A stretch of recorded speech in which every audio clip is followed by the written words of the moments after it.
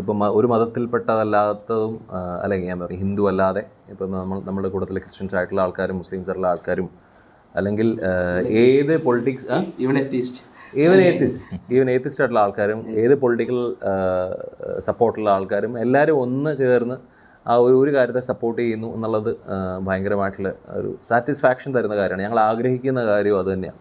ഞങ്ങളുടെ പേഴ്സണൽ എന്തെങ്കിലും ഞങ്ങൾ മുന്നോട്ട് വെക്കുന്നുണ്ടെന്നുണ്ടെങ്കിൽ നമ്മളുടെ ഈ ഒരു സൊസൈറ്റിയിലെ ഏറ്റവും കൂടുതൽ പ്രശ്നമുള്ള കാര്യം ഈ പല കാര്യത്തിലും ഈ പൊളിറ്റിക്കലായിട്ടുള്ള അടി അല്ലെന്നുണ്ടെങ്കിൽ നമ്മൾ റിലീജിയസിൻ്റെ പേരിലാണെങ്കിലുള്ള വഴക്ക്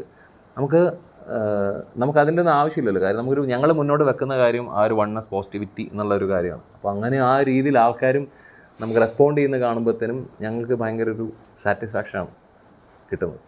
ഭക്തിരസമാണല്ലോ നിങ്ങളുടെ പാട്ടിൻ്റെ ബേസിക് ഒരു സംഭവം. അതിൽ നിങ്ങളെല്ലാവരും ഭക്തരുമായിരിക്കണം അല്ലേ?